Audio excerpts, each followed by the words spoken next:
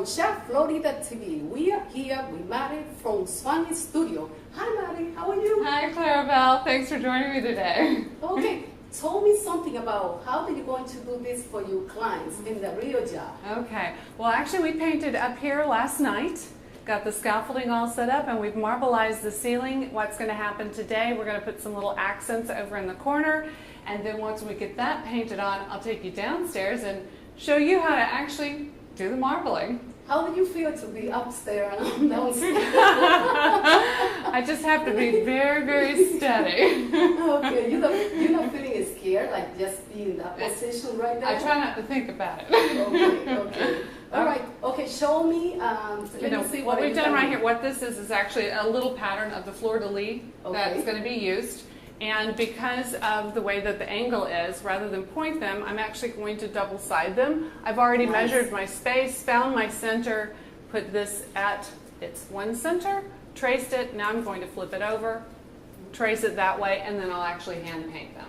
Wow. All right, so it's going to take me a few seconds. So if you want to watch, that's fine. Hopefully we won't fall off the scaffold. Okay, follow us.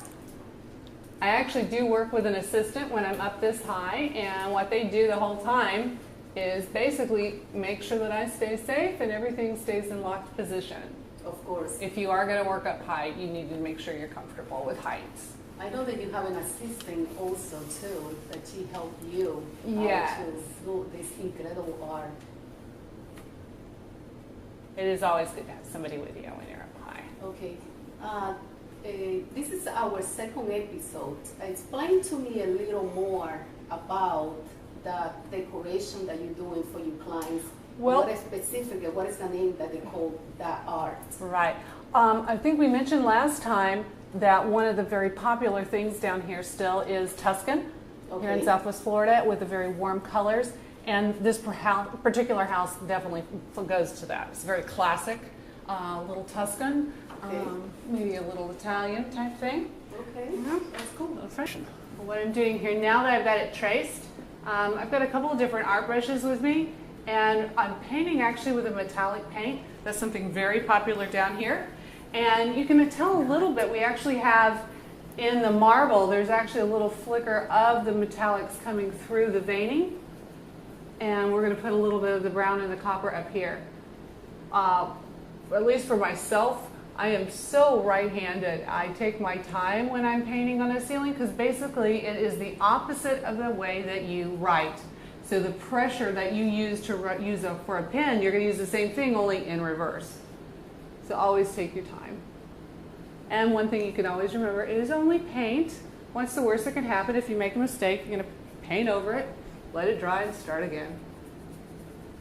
But then the idea is once we get downstairs, and each of these four corners have this, it's just a little additional accent. And you're going to find this fleur-de-lis pattern. It's a very classical motif, and you'll find it all throughout this home here. When you are working with a metallic paint, something to keep in mind, it is going to show up more if you have light directed on it. Because metallics, like anything, it's kind of like diamonds. They refract the light. The more light you can get refracted on it, the more it's going to gleam. So what I'm going to do now is I'm going to go back over that in a few spots, just kind of randomly, and put little flicks of copper. It's not an extreme highlight. And then once it's dry, if I think it needs a little bit more, I'll go back in with maybe a lighter shade of copper.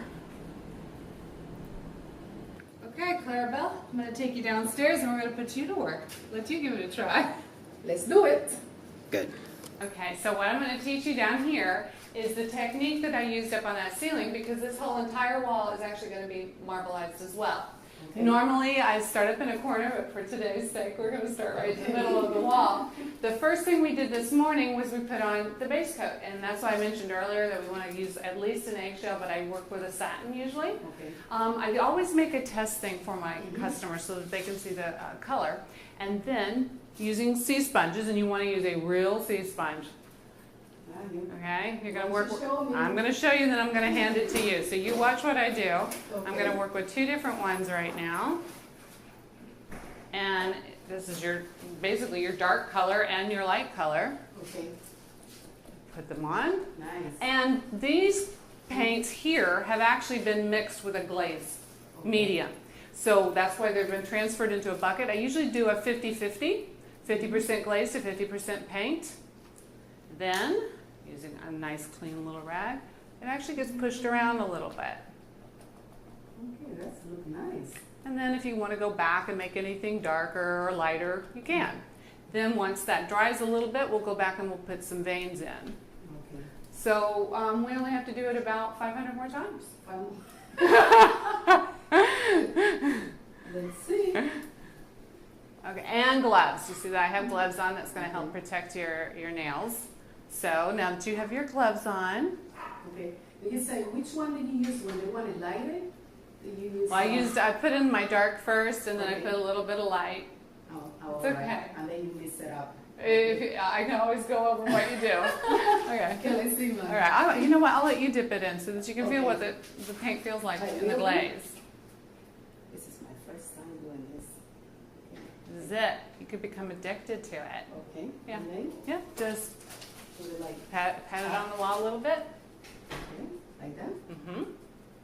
Yeah. Oops, we're good at job at you. There you go. Now you're going to put a little bit of low light on it. Okay, let's do that.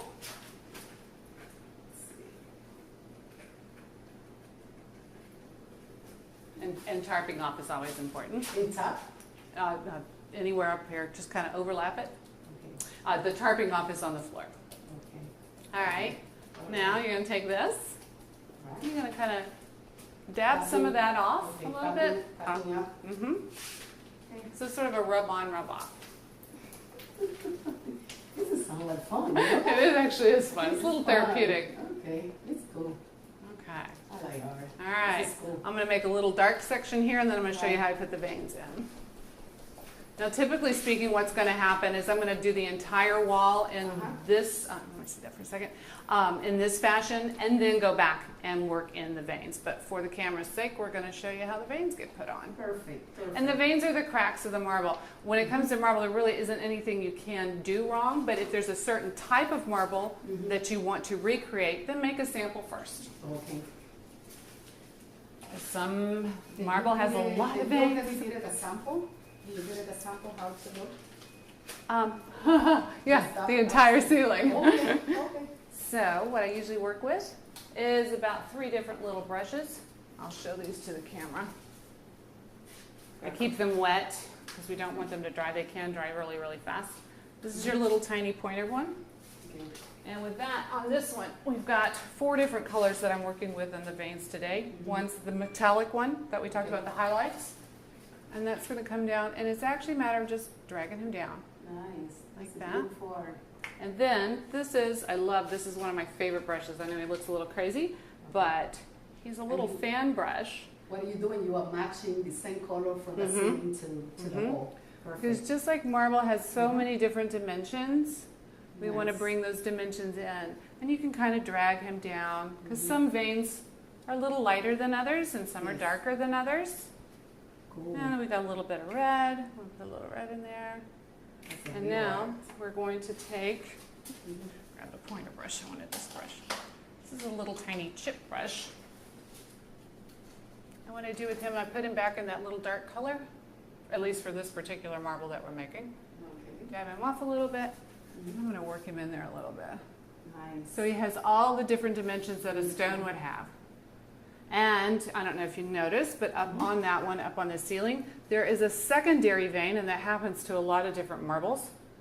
And he is a cross vein, which means as he happens naturally in nature, it runs through with a completely different color of crack. And you can do any different design for Yes. each client's needs, Mhm. like for the So wall. this is going to be my white vein. And my white vein, Okay. I'm going to start him down here, but when I get done, he's probably going to go all the way up here.